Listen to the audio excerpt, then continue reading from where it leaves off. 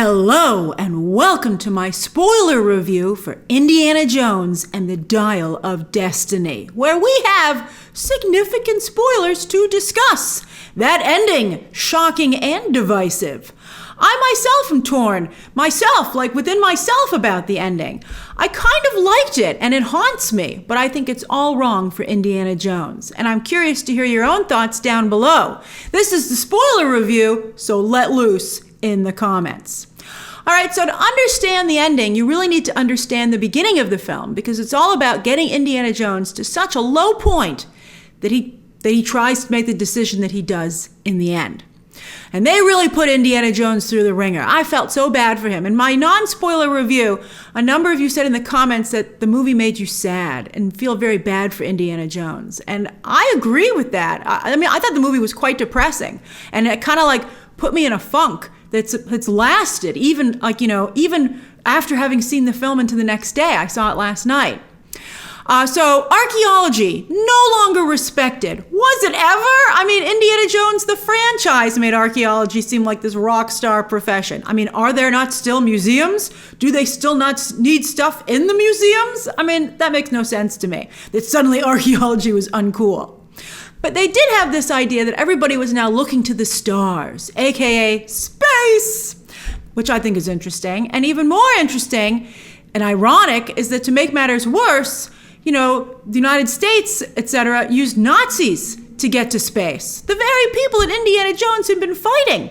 So I wish they had done more with that. I think that what's weird about this movie is that the visual scope is so small.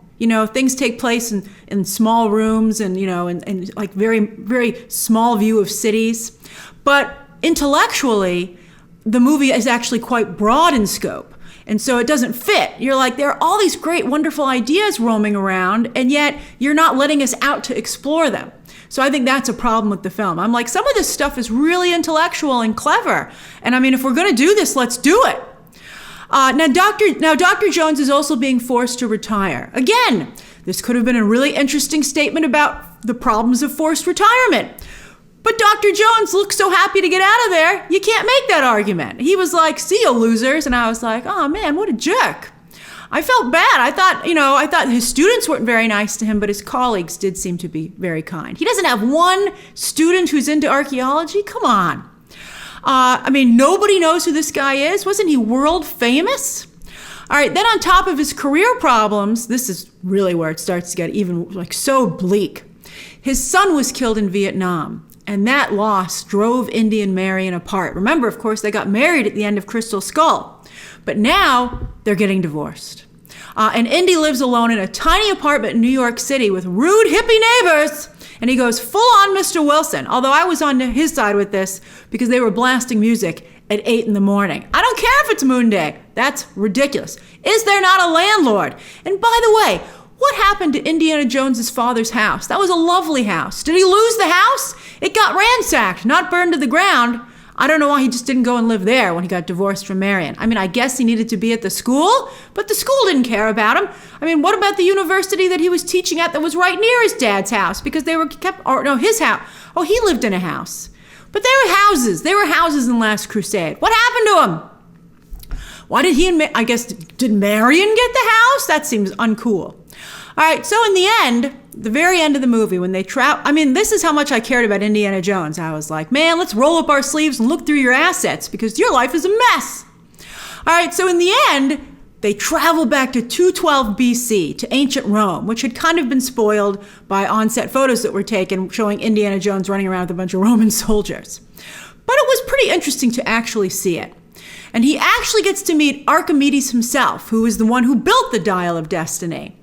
Indy decides that he wants to stay behind because not only is it a dream of his to actually get to witness history firsthand, like so many dudes who get lost in history books, particularly as they get older, but he tells Helena, who's like, you can't stay here, you're going to die, you've been shot. There's no modern 1969, better than 212 BC medicine to save you. And Indy looks at her and he says, what or who do I have left to live for? And the look on Harrison Ford's face, that will just haunt me. I think that's a fear that everyone has, to end up alone, forgotten, and perhaps worst of all, abandoned. And I don't go to Indiana Jones movies to explore these kind of dark feelings, thank you very much. But they got me. They really got me. I was like, whoa. As some of you have pointed out in my non-spoiler review, where I also touched on the bleakness of this movie, Hollywood has done the same thing to Han Solo, another Harrison Ford character. Some of you even pointed out that he and Leia got divorced over a problem with their son. It's the exact same plot. Luke Skywalker had this done to him, and so did James Bond in the last James Bond movie. To destroy these characters, to break them down, I think why would you do it? So I have a couple of theories. Is it to wrestle the franchise away from them so they can finally be handed over to new actors and characters? Is it a misguided extension of Nolanism, which was so popular with The Dark Knight? Ooh, audiences love dark and dramatic blockbusters. And you're like, did you pay attention to The Dark Knight? Does it reflect older filmmakers and actors? Harrison Ford and Daniel Craig, for instance, have been very influential on the fates of their characters, whereas Tom Cruise, baby, it's like, I'm gonna live forever! And Tom Cruise is going out there, and he's like very current and modern, and he's always looking forward and upbeat, and I gotta tell you, it makes a big difference. I much prefer that. But are these older filmmakers and actors putting their own insecurities and fears into the movies that they're making? And is it ageism? Because Hollywood just can't fathom a senior citizen who isn't depressed. I personally think it's all of these things. And it's really, really a mistake. I'll say this later on, but I wanted to just say that as a character gets older, the fandom gets older, and they still want to see a fun character that they can look up to and relate to.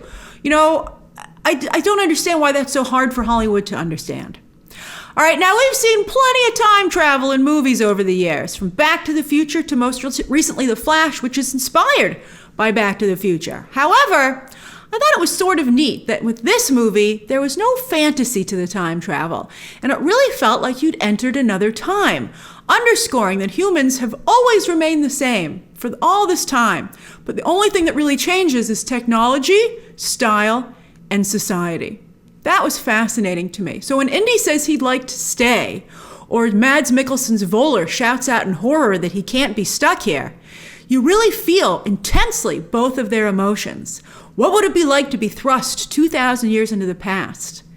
It's incredible. And as they flew over the battlefield, it did remind me of all the DK picture history books that I enjoyed myself growing up. And I found it intriguing and also horrifying. And it really stuck with me. I thought it was fascinating. Voller is killed. They might not have today's technology, but the Romans were not messing around, particularly with Archimedes' advanced weaponry for the time, which we really did invent, apparently, some of it. It was cool. And also, they were going up against 1969 technology. They were not going up against today's technology. But what's going on with Indy? Well, Indy's having a nervous breakdown. And in fact, my audience burst into applause when Helena knocked him out to get him back on that plane and back to 1969 before the weather anomaly closes. Phoebe Waller-Bridge's third act monologue is by far her best moment in the film. For once, she actually seemed like she cared about Indy and about anybody. She won't leave him there to die, but she also won't allow him to possibly destroy the timeline by messing with history. Or as she said, you're gonna muck it all up. And I was like, oh, I love it, that's great.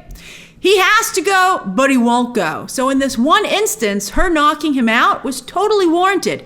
She did what she needed to do as time was of the essence, and the lives of everyone who ever lived after 212 BC were in danger. Again, my audience applauded because he was clearly having a nervous breakdown and it needed to be done. And I thought she did it well.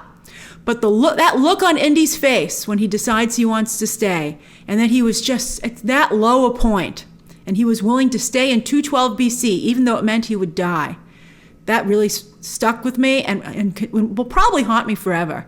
It was just, as I said, it was sad, it was devastating, it was a horror to behold. And they did it all, but again, I don't want to see that in an Indiana Jones movie. Now, I do wish that I had seen these personal moments in his life which had gotten him to this low place. Maybe it would have felt more earned then. I would have liked to have seen Indy's son go off to war. I mean, clearly they didn't want to bring Shia LaBeouf back understandably because of all the things that have happened with him. But I would at least have liked to have seen them maybe get the notice from the military that their son had died. Maybe see the funeral. And I would have liked to have seen him growing apart from Marion. Maybe a montage. I mean, I know they wanted to open the film with that, the de-aged sequence and the action sequence, but I think this should have been shown. I was very pleased that Marion returned at the very end of the film, and for her and Indy to reconcile with a callback to their "Where Does It Hurt" scene from Raiders. Only this time, Indy was the one doing the smooching. But the final shot of them, old and retired in his small apartment, was depressing. It was almost like they were in a tomb themselves. Indy and Marion were adventurers. That's why they worked so well together and were drawn together. I'd have much rather have seen Indy go off on this adventure with Marion than Helena, quite frankly. But not with the National Lampoon's Family Vacation vibe of Crystal Skull, but like they were in Raiders. To see them have another adventure with Sallah, I mean, that would have been much better to me than what we had here. Now, besides the sadness of this film, something else that I didn't like was the negativity. And a perfect example of that is the moving speech that Sallah, speaking of Sallah, gives Indy at the airport, where he misses the desert and the ocean and longs to wake up each morning wondering what adventure he and Indy will have together. And he has his passport with him. He says, "I'd love to go with you, old friend, for one more adventure." And Indy, the old Indy would have said, "Let's go, I need you, old friend." But here, Indy dismisses Sallah, just as he's being dismissed by others. He turns around and does it right to somebody else. I think it would have worked if Indy had pointed out that now Sallah has a beautiful family, including grandchildren, to live for, and that the mission they're going on would be very dangerous, and that there was a very good chance Sallah wouldn't come back. But instead, Indy just literally turns his back on his friend who has saved his life countless times. It not only felt cruel, but disrespectful. I was like, I can't believe he just did that. Also, when Indiana Jones gave his retirement clock to a homeless man, I also thought that was not well done. Like, what is a homeless man going to do with a heavy desk clock? Which I don't think really had any monetary value, but was more about the sentimental value from his colleagues. So it was a mean thing to do to the homeless man, and it was a mean thing to do to his colleagues, who, as I said, seemed to have put a lot of thought into that gift. There was also, I felt, a sloppy commentary on racism in the film. While it was devastating to see Agent Mason shot point blank when she was just trying to do her job, it was even more powerful to see the conversation between Voller and the hotel employee who delivers his room service. The menace and dread that underscored that were powerful and really, really genuinely scary. But I'm not quite sure what the point of those scenes was for the film. I mean, maybe they were trying to point out that Nazis were also horrible racists. Duh. And also maybe trying to create a further sense of dread in the film. You know, like the whole world's just going down the crapper, right? But I think that what really happened was because they didn't really cement that or make it mean anything. Like it just was just inserted into the film. And those were the only characters of color, particularly the black characters. And in a franchise that has always had little diversity, and when they've had some diversity, it's always been, in hindsight, kind of offensive. Those scenes, I think, just make the franchise, instead of be welcoming to new demographics, just make it seem even more like it's not for them. And so, I mean, again, I think the scenes could have been powerful if they had not been just so sloppily just stuck in there and then abandoned. Kudos to the actors, though, particularly the gentleman who played the room service guy. He really did a lot with his scene. All right, let's go through the big action set pieces. So the opening sequence takes place at the end of World War II in 1944 with de-aged Harrison Ford. And as I said in my non-spoiler review, to not change his voice as well as his face totally breaks the illusion. Plus, Ford's performance still is very much like he is now, instead of the way he acted when he was younger, which was much more lighthearted and, more self-assured, and fun. The image that everybody loves and wishes that he would recapture. But they smoothed out his face, but it's still old Harrison Ford. He's not fooling anybody. Seeing Indiana Jones go up against Nazis is, of course, a classic, but I'm wondering how many times they're going to fall for the old take a Nazi's uniform and sneak into the compound routine. I was like, why haven't they sent out a bulletin that there's some archaeologist who keeps doing this? He's probably like, I can't believe I keep getting away with this. And then the scene where he almost gets hanged, but is saved by a U.S. bomb that drops from a plane. It not only reminded me of Wanda's origin with the Stark bomb, before it explodes and you can read the writing on it. But when there's the explosion and Harrison Ford's Indiana Jones is thrown around all over the place, he still has the noose around his neck. Wouldn't that have broken his neck? That came very close to being nuking the fridge levels of stupidity. I'd be like, I'm pretty sure that would have killed him. He was literally swinging around by a rope around his neck. He'd be dead. The coolest thing about the train sequence by far, in my opinion, was the anti-aircraft gun that goes out of control after the soldier firing it is killed. The whole train sequence, by the way, was Mission Impossible, the new one, meets Extraction 2, 1940s style. But to see the anti-aircraft fire powerfully streak across the night sky and take out the back of the train as they did the turn, that was pretty cool. Then, of course, when Phoebe Waller-Bridge shows up, she's revealed to be a thief who creates chaos for Indiana Jones in a setup that's almost identical to Tom Cruise and Haley Atwell in the new Mission Impossible movie, although Phoebe Waller-Bridge is far less charming and sympathetic. From her constant lack of respect for Indy to the ridiculousness of a Tangier crime boss who's just so different than Phoebe Waller-Bridge's character, being madly in love with her to the point that he decides he wants her back during the big car chase sequence, and she's not even flirting with him. Phoebe Waller-Bridge is not a glamorous femme fatale, and the film's utter lack of understanding of her appeal is shocking to me. I don't think Phoebe Waller-Bridge understands her appeal because she's reportedly involved somewhat behind the scenes on this. She doesn't seem to understand what makes her appealing and where her sweet spot is. It's crazy.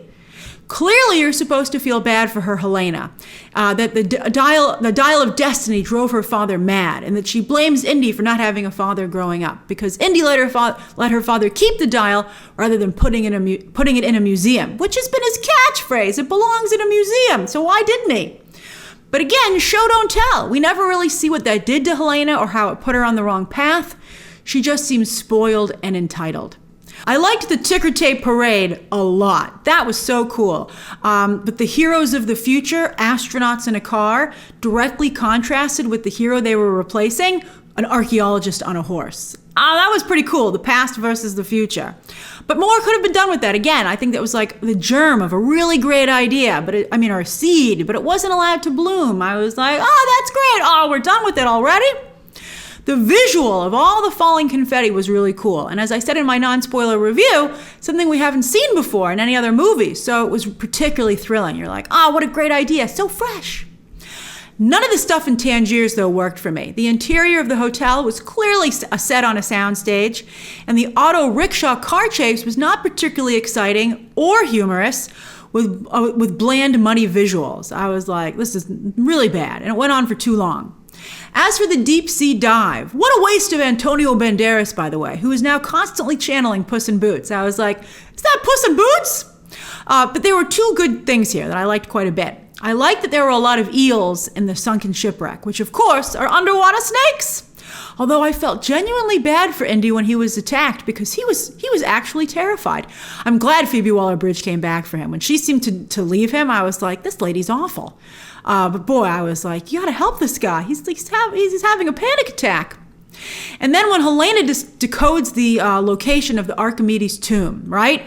But also that whole sequence where she's like doing asking questions, but also buying time to plan a distraction and work with Indiana Jones so they could get away. I actually kind of liked that scene. I thought that was well done. And I appreciated, though, also that Indy pointed out that her joy at escaping was inappropriate and cruel because his good friend, Antonio Banderas, Puss in Boots, had just been murdered. I was like, yeah, how are you celebrating right now? Because her character was a jerk. I couldn't believe it. Now, when they got into the caves, that was also, not bad. I thought the bugs callback was a bit much. I was like, are there a ton of bugs in this cave? It broke the snake's callback is like a callback on his fear. So that works, of course, why did it have to be snakes? Why did it have to be underwater snakes? I wish he didn't say that. I guess maybe that would have been a too on the nose. But with the bugs, it did not make any sense in the context of the story. Instead, you just felt they were doing a callback to Temple of Doom. But I liked when they opened up Archimedes' tomb, and they did it by displacing the water from the pool to activate a series of levers, right? And it was elegant in its simplicity. I was like, hey, Archimedes is pretty cool. This is neat. And they got me with the coffin for Archimedes. I didn't realize that the watch he was wearing was Voller's. I thought maybe it might have been Indiana Jones's, his father's watch when I first saw it. Or that the propellers on the dragon were actually because they had seen Voller's plane. Like Indy and Helena, I assumed that Archimedes had used the dial himself to travel in time. And I was like, I wonder where he went. Did he mess anything up? Maybe we'll see him later in the movie. But as they speaking of later in the movie, when they flew into the anomaly in a plane, I was like, how would Archimedes get up there in 212 BC? And the answer is he didn't. He couldn't get up there. He couldn't fly in 212 BC. The dial had been built, it turns out, to bring help to Archimedes in Sicily when they were under attack from Rome, although he had not completed the dial. And I looked it up, and Archimedes was killed in that battle. So what the heck did he build this thing? So the device didn't allow free roaming time travel. It was a one-way ticket between wherever you were coming from in the Battle of Syracuse, which makes no sense, is overly complicated, and it's just overly ridiculous. But whatever. So it was a classic time travel. But I was just so shocked that we were in 212 BC and that I was kind of buying it that I luckily just breezed over all that. But as I said, it was a classic time travel loop. And sure enough, Voller and everyone else end up going back in time to deliver those items, the watch to Archimedes, seeing the plane with the propellers they thought was a dragon, so that could be the way Archimedes' tomb took shape. Wouldn't that leather wristband, have degraded over the years, though? All right, so anyway, I thought we're talking 2,000 years here, man. What craftsmanship on that watch? I thought the casting of Archimedes and the other people of that era was excellent, and it helped to really sell that scene. Also, the horror when Voller and his other men, the other Nazis, realized that they didn't go back to World War II to help the Nazis win the war, but instead were going to be stuck in 212 BC. Just again, the horror on their faces and that realization, that was right up there when things went south when they opened up the Ark and Raiders. Chef's kiss. Mwah! I loved it. I was like, that's classic Indiana Jones. So again, there's a lot of interesting stuff here, but I don't really feel it's the right direction for an Indiana Jones movie. I feel like the people who are making these movies these days, in a lot of different franchises, they don't understand why these characters and franchises were popular in the first place, and they just try to break them down and remake them as something that interests them. But they therefore, they abandon and, they don't please the fan base that made the franchise successful in the first place. They should only be hiring people who are actually fans of this material to do it. Nobody wants to see their beloved franchises and characters destroyed. And as I said, as fans get older, along with their beloved characters, they still want a hero that they can look up to and relate to. Not, it is a mirror that you're holding up to the audience. And so be careful what you show them. And if you're going to show them something bleak, it better be worth it, and it better be exceptionally well done, and it better be the proper form. If you want James Mangold, this was a really interesting story, but I don't think you needed to hijack the Indiana Jones franchise to tell it. Also, you kind of already did it in Logan. All right, so that's my spoiler review for Dial of Destiny. What did you think? Share your complex and conflicted emotions down below. Subscribe today, and of course, as always, you can check out some more videos right now.